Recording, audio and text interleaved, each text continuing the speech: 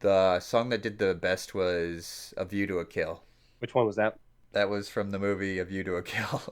Oh, as you can tell, I don't know even know the names of the movies. I definitely haven't seen it.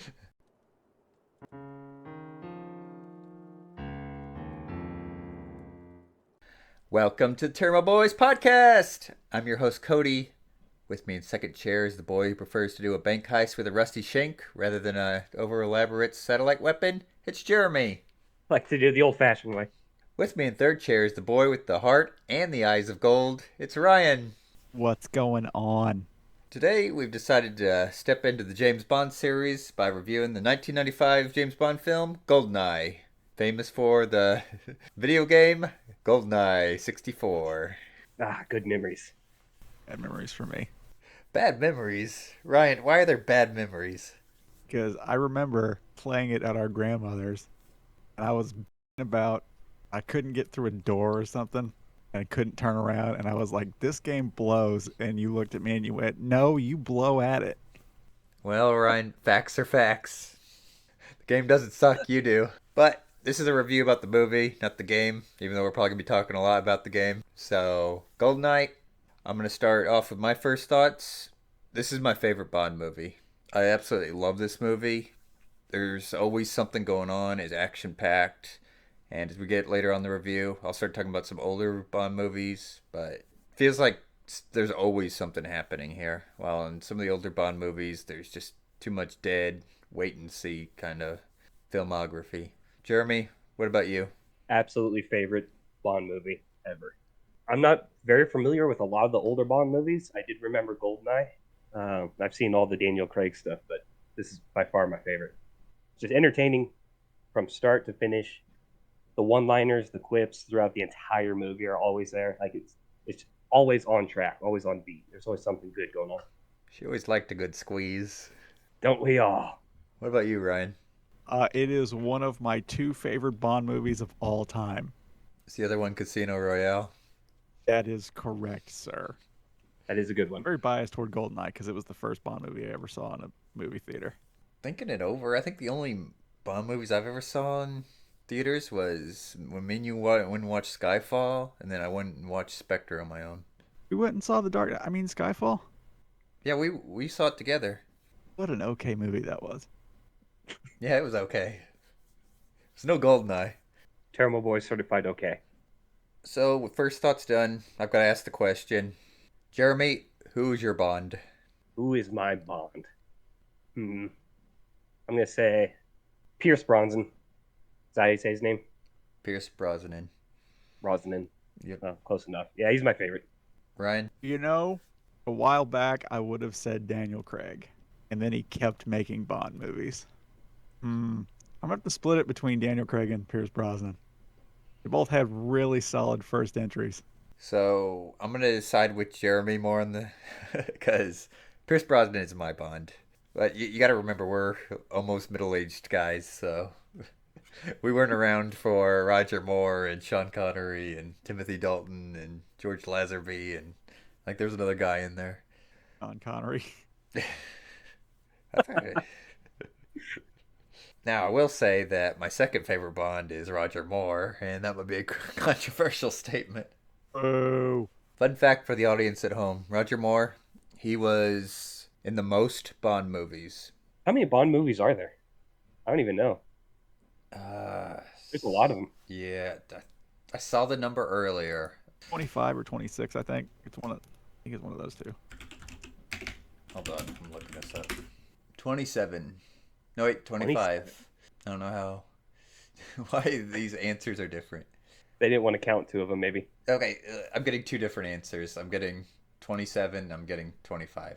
So it's somewhere in between there, and I don't know if they're We'll counting. split the difference. 26. Yeah, It's official. I don't know if they're counting that Thunderball second movie as one of them. Never Say Never Again. Yep, that's it. Never, by the way.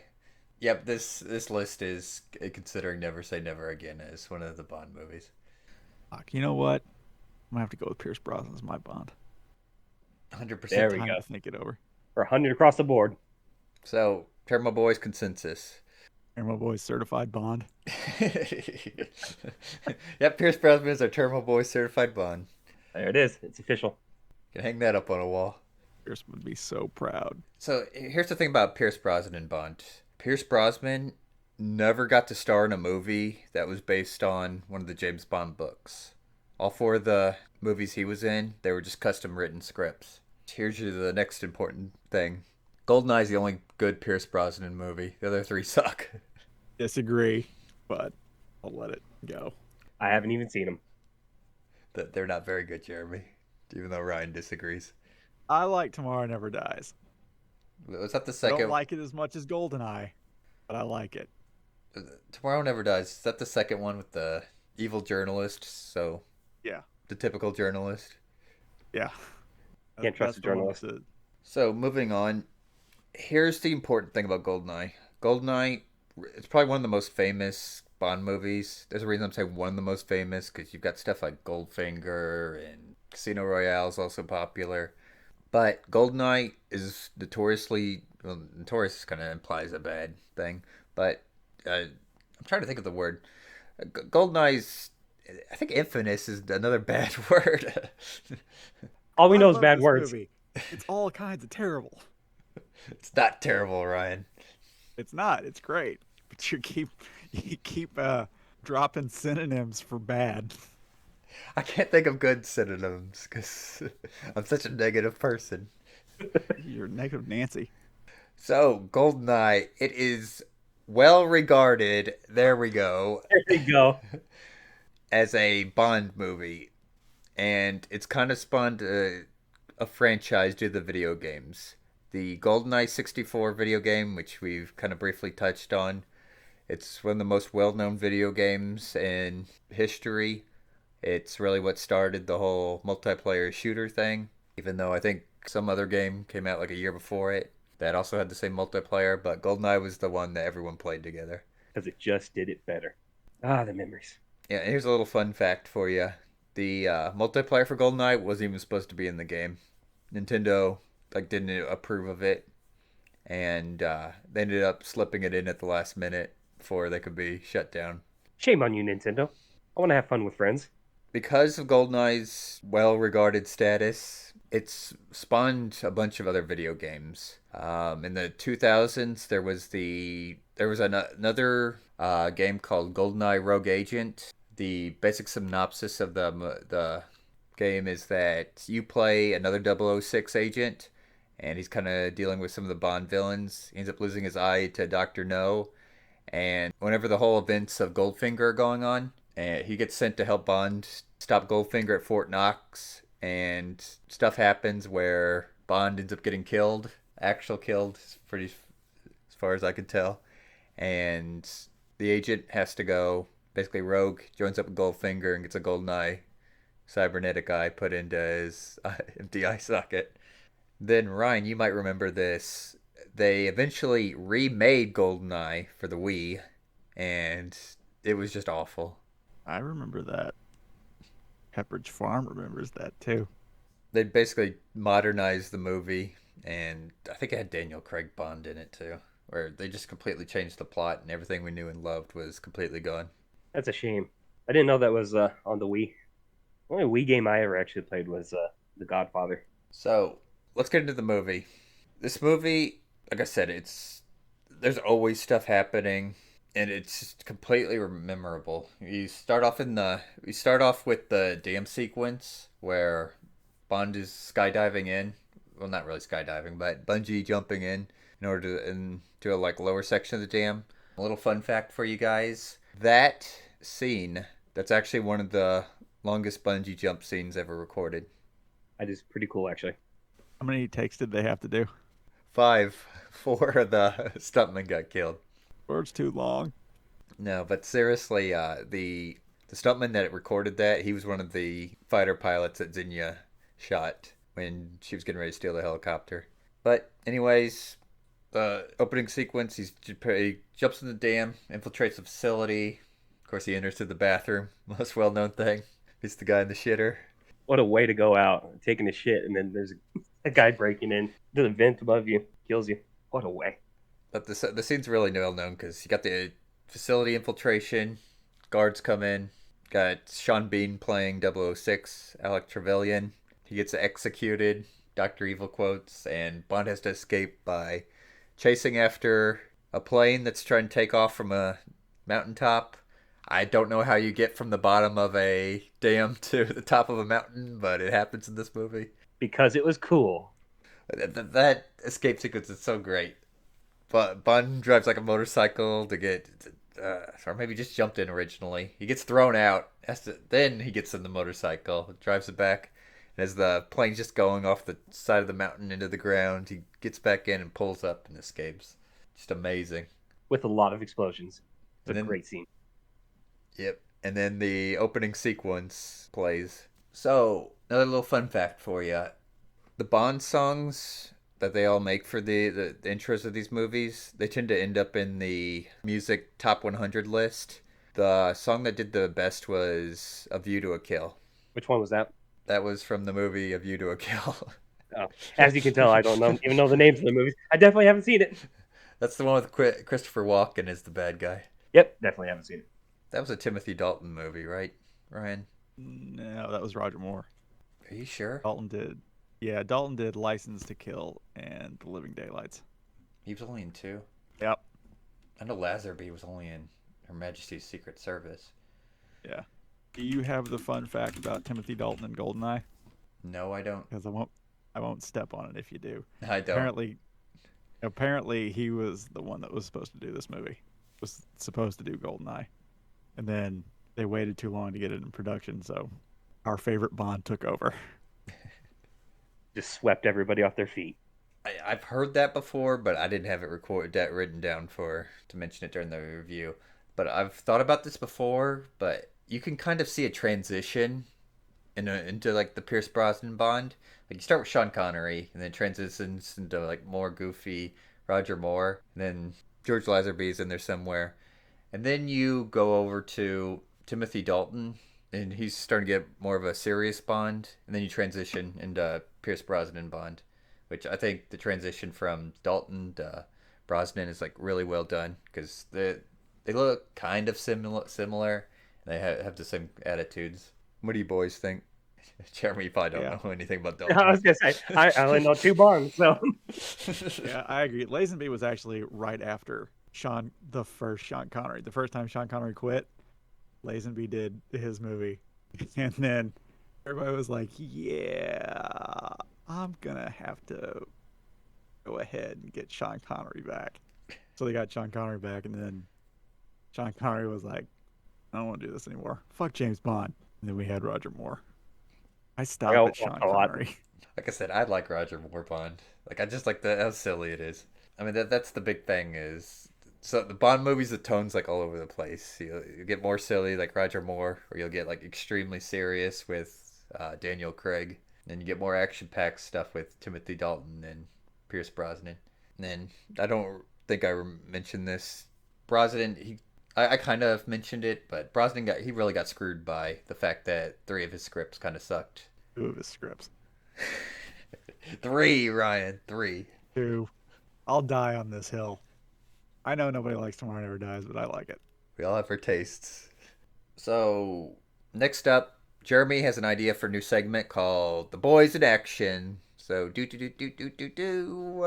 Maybe I'll record an official song for that one these days. But, so, the question... Are we going to bungee jump off a dam? Maybe. Theoretically, maybe. But if you wanted to. You're free to do that anytime you want, Ryan. You have our blessing. You can't really infiltrate a bathroom in this current day, though. No, you get canceled really quick. All right, so the segment question that Jeremy wants to ask. So we'll start out with Jeremy. Question is, if you were Bond, where would you die in this movie? If I was Bond, see, I had two spots that I would die at. All right, I'm just gonna say the first one: bungee jumping. I would die bungee jumping. Like I'd probably just pass out and hang there, and they would find me eventually. Yeah, you die like within a day if you're just hanging upside down because all the blood goes to your head. Yep, I would have passed out and they would have found me. That's if you don't die from exposure because you're in the mountains. So yeah, I didn't make it very far into the movie. What about you, Ryan? Terrified of heights. All right, picture it. Mm-hmm. Picture this. Movie opens. You see Bond from the back, right? See him running with the bungee cord. I take 2 steps with the bungee cord. My clumsy ass trips, somersault, wrap the bungee cord around my neck. Part of it, one end gets snagged on the edge of the dam. I fall off the edge of the dam and break my fucking neck. It was a quick take. Da-da-da. Yeah. Okay, so me and Ryan both died at the bungee jump. All right, as for me, Yeah, Cody, I want to take a stab in the dark. I gotta say it, or you'll die. You tell me if I'm wrong. You're gonna die when Q gives you the pin grenade, because you can't stop clicking those things. That's where you die, right? Am I right? I'll go over a pin story after this, but no. I actually didn't make it to this movie. What happens is in Doctor No, I wouldn't have done a background check on on his chauffeur, and that chauffeur would have killed me. So I wouldn't even have made it to this movie. And there you have it. We're great bonds. I gotta watch these movies again. There's your weekend journey. Yep.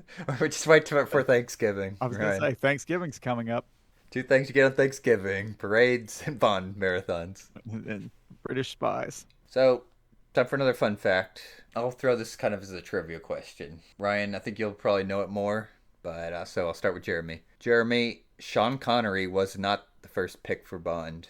Do you know who was? I do not. Ryan, do you want to steal this? Oh fuck! It wasn't David Niven, was it? No. Who was that son of a bitch? Okay, I'll give a little hint. He was a villain in a Bond movie.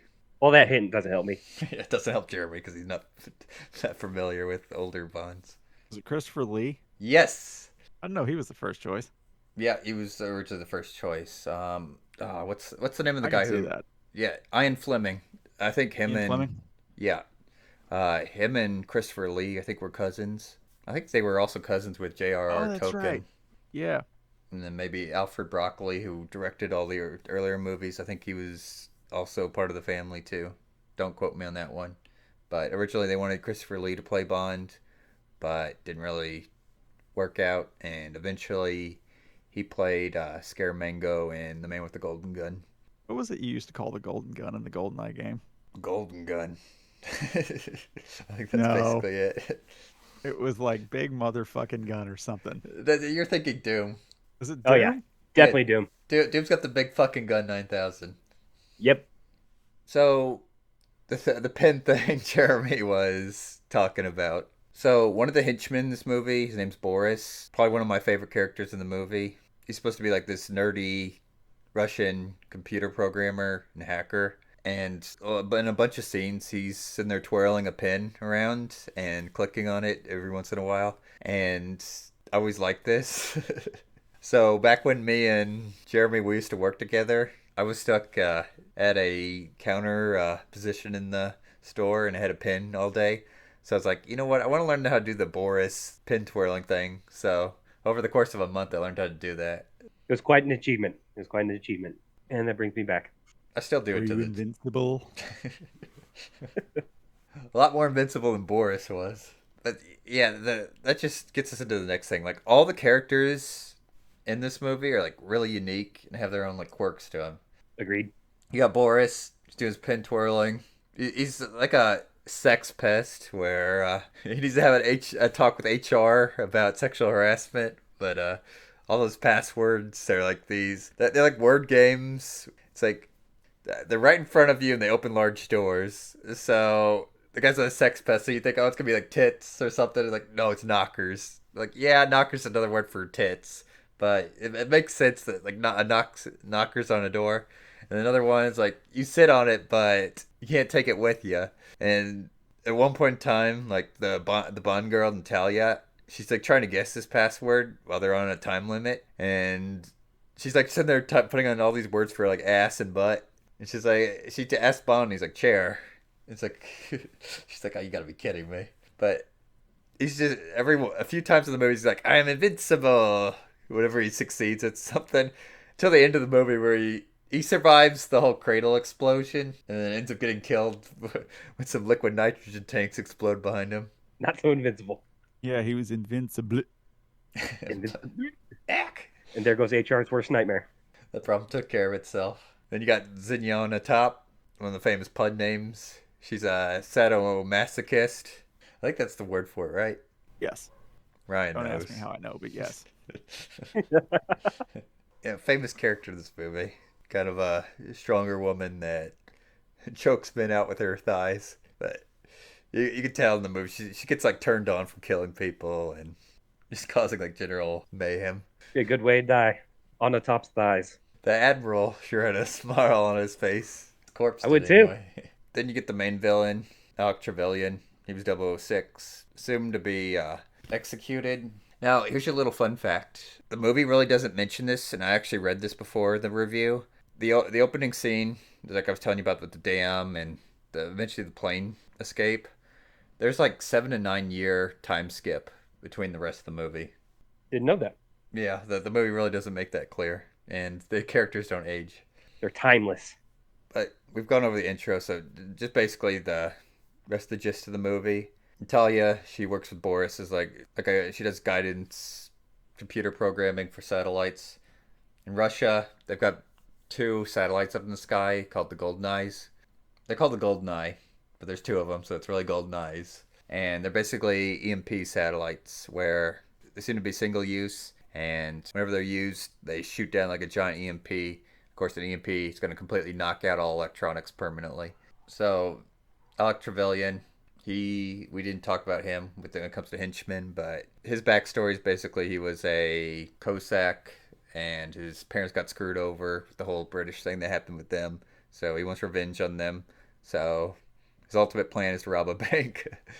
I really don't like his plan because he thinks it's gonna be flawless, but I think there'd be some evidence left behind. But his plan is that at the beginning of the movie, they use the GoldenEye satellite to destroy the launch location of the GoldenEye satellite. So apparently the Russians don't know that there's a second satellite. Neither does neither of their intelligence agencies, but they end up getting all the guidance systems and the keys and everything, so they can use the second one. They're gonna electronically hack the Bank of London, transfer all the funds to themselves, and then hit it with an EMP so it gets rid of all the evidence. But Bond goes in, stops Trevelyan, and you get an awesome death scene. I love that death scene, by the way.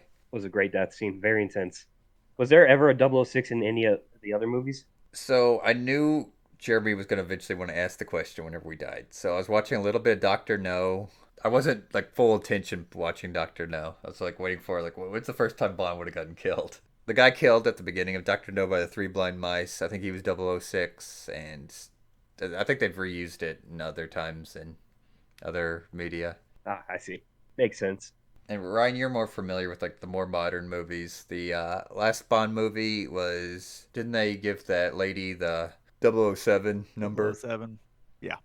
Yeah, so they reassigned the numbers. And then there's also the theory that James Bond is a code name. I know how much Ryan loves that theory. Yeah, that sucks. That sucks balls. It sucks my double O's. So, another fun fact for you. I don't think the word cradle comes up once in the movie, but everyone knows the name of the whole satellite station at the end because GoldenEye 64 video game. But another thing is that whole location, it exists in real life. Well, it was a radio telescope in Puerto Rico built into a sinkhole, but a few years ago ended up collapsing. I think it had been decommissioned before that. I remember the day that happened. I was at work, saw the news of it, and told my boss, like, hey, the cradle crumbled. Had no idea what the hell I was talking about. Did it happen right before a blonde guy fell off the top of it? Funny enough, I looked at the wreckage, and it looks kind of like what happens after the whole blowing up thing happened. Well, now we know what happened to it. I just say how absolutely shocked I was that a character played by Sean Bean died. I was thinking that the whole time. It's like, oh, I was the thinking Sean- it too. I know what happens, but oh yeah, the character that dies is played by Sean Bean. So, yep, there you go. Now, Jeremy, what was your favorite scene? There's a lot of good ones, man. This movie was very entertaining. I'm gonna say the tank chase scene. I was gonna get that. That's mine too. I'm gonna discuss that a little bit more. Yeah, the Ryan, correct me if I'm wrong. Was Bond a tank commander in the Navy before he became a secret agent? I don't ever remember hearing that. He might have been, but I wouldn't be surprised if they just made that up for this movie. I think it was mentioned in Dan. I know he was a commander in the Navy. Yeah. So what ends up happening? Bond escapes. The evil general guy, which we didn't talk about, he ends up getting in his car, and whenever Bond escapes, he basically escapes into a parking lot full of tanks. Bond jumps in, effortlessly turns the thing on, and starts chasing after him through the streets of, I guess it was St. Petersburg. Sounds right to me. It's like a really long chase scene where Bond's just driving this thing in daylight throughout the whole streets and running over cop cars. It just keeps escalating and escalating. Like I just said, it's a long scene. Like you wouldn't think something like that would be as long as it is, but it just keeps on going and the stakes just keep getting higher. Bond will smash through like a truck full of empty aluminum cans that you see just bouncing off his head. Probably kill him if this was real life. And smashing through the sides of a building because they go through a skinny alleyway. And eventually there's like a statue, like a guy on a rearing up horse statue gets on the tank and they're chasing after him. And you just see like the general guy. He's getting like more panicked as the chase goes on, where he pulls out his flask and he's just drinking it more and more. Spawn chases after him. Just, That's what I love so much. You can see the fear in his eyes. just how ridiculous. It just this is you can even he's even knows like this is fucking ridiculous that this is just keeps going on. It's literally the best chase scene in the series. Like I mentioned, like there is always something happening in this movie. People tell you their most beloved Bond film is Goldfinger, but Goldfinger, if you watch it, there's like a whole lot of nothing that happens in the movie. Like most of the movie, Bond's like a prisoner of Goldfinger. I'm not even getting into the whole unnecessarily slow dipping mechanism thing, where Goldfinger just fucks himself over just not killing Bond when he does. I mean, that's kind of the common thing with these. Like sometimes the villains will monologue. Even Trevelyan monologued in this movie when he should just killed Bond, but Goldfinger just completely undid himself, and then a whole lot of nothing happens to that fucking movie. And we lost all our Goldfinger fans. Watch GoldenEye. You'll like it more. Funny enough, before we started recording, I was reading IMDb, and there was a review for GoldenEye from 1999, and they were basically complaining that GoldenEye turns the Bond series into more of an action film. I gotta say, like, I much prefer it as an action film sequence, and I wish like all the Bond movies would move over to like. There's always something happening in this. Even when you're getting into the boring stuff with Bond sitting in the office with M, and M's telling Bond that he's a sexist, racist, misogynist dinosaur that's a relic of the Cold War era, it still feels like something's happening. And that line hits especially close to home nowadays with what they've done to Bond. It's well paced.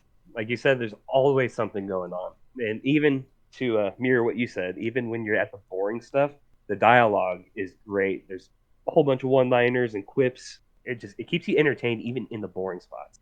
Yeah, another scene that's interesting is whenever Bond is meeting with Valentine. I think I said his name right, but don't quote me on that, and everyone should know by now that I'm bad with names. We're told that Bond and this guy know each other. At one point in time, Bond shot him in the leg. Guy's got constant leg pain now and stole his girl. And they end up meeting in a club, and there's some just general dialogue, and then Bond knows like this guy's gonna want revenge. And at one point in time, he pulls out his gun and just he's threatening Bond with it. And then at one point in time, he just starts trying to shoot Bond's leg, and the Bond just keeps on moving his leg so he can't shoot him. It's just so fucking great. That's a great scene. Oh wait, we forgot. Ryan, what's your favorite scene? My favorite scene in the movie is the opening titles with Tina Turner, because I was with the naked ladies dancing. I was just a teenager. I saw this in the theater. Saw the naked ladies dancing. Jeans got a little tighter. Poor guy sitting in front of me got really annoyed. Can't blame him. But, it was good. Fair enough. Fair enough. Also the tank chase scene. Also, also the opening sequence. It's just too action packed. Motorcycle plane jump. Also, the escape from the helicopter. How many scenes are in this movie? A lot. Okay, all of them. Yeah, for real. Can you tell we love this movie? And it has a really good cast. Like they hold it down. Also, yeah. Speaking of which, big shout out to Judi Dench's M, my favorite version of M in the series. She's a great M. Yeah, I loved like when that scene where she's calling out Bond. She even mentions like Like, I'm not, you think I am, but I'm not afraid to send you guys to your death. So, kind of lays down the law right away. And of course, she dies in Skyfall. Oh, not in my head canon. So, I don't know if you guys remember this or not, but Valentine shows up again in The World Is Not Enough. I don't think I've seen that movie. Yeah, it's another Pierce Brosnan film. It's not a Oh, very good yep, one. definitely didn't see it. Bond's working with him again, and his last scene in the movie, he and Bond's like some like neck snapping torture device, and Valentine just kind of casually walks in, and lady torturing him shoots and mortally wounds him. He falls on the ground, dying, and she goes back to torturing Bond. And you see Valentine, he's got like one of those cane guns. So he's dying. He knows he's dying. He's got one shot. So what's he gonna do? He's gonna kill the lady that essentially killed him? Is he gonna finally get revenge on Bond? And what he ends up doing is he ends up shooting like one of Bond's shackles, which lets him escape and eventually win in the end. Because if he would have killed the lady, of course Bond would have just still been locked up in the device. So kind of in the very end, he kind of forgives Bond and saves him. I'll be Would have damned. been hilarious if that were Pierce Brosnan's last James Bond movie, and in the biggest subversion ever, he just finally shoots James Bond in the balls. Well, it's better than getting hit in the balls with a knot of rope, like at the end of Casino Royale. Oh, that's a rough For scene. Casino Royale. I remember watching that with my grandpa, and like the next day, all of it, we were talking to my mom. It's like my grandpa was like, "Yeah, we watched a guy get hit in the balls a bunch of times last night." Our My grandpa balls or were your other hurting. one? My mom's side of the family, Ryan. Oh, yeah. I'm gonna say, can't imagine watching Bond get wrapped in the balls with Papa. God, that scene was rough. Like I said, my balls were hurting after I walked out of that movie theater. Mine were a little clinched up. My double O's were not okay. All right, before we get into final thoughts, I want to talk to the filmmakers behind all these Bond movies. Please, please, please stop putting Baccarat or wherever the hell that card game is in Bond movies. I know you think it's sophisticated, but there ain't a single person who knows how to play the damn game. And I've been trying to learn it. Ryan's trying to learn it, but I don't even know what there's it is. not a single person except for Bond and the people in these movies that know how to fucking play it. All right, Jeremy, final thoughts? Absolutely wonderful movie. Like we've said many, many times before, you're engaged the entire time from start to finish. It's one of the better movies out there. And if you haven't seen it, shame on you. If you haven't played the game, shame on you, especially.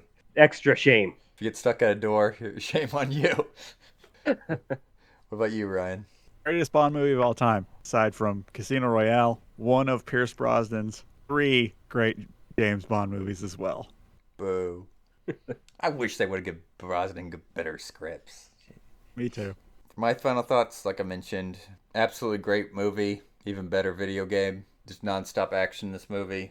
I don't know why it's not the awesome classic hit that we're talking that it should be, but definitely see it if you've never seen it. You will not be disappointed. So, Jeremy, on a scale of Austin Powers, the spy who shagged me, to James Bond dying to a bukkake of missiles, where would you rank this movie? Oh my God. Let's go, Austin Powers. What about you, Ryan? Austin Powers. One day. All right, everyone. Thank you for listening for another episode of the Tairimo Boys podcast. Don't forget to like, subscribe, leave a comment, tell us your favorite Bond movie, especially if it's GoldenEye, it's Goldfinger, or Casino Royale. I don't want to hear it. And don't forget to ring that motherfucking bell. Stay tuned for more episodes.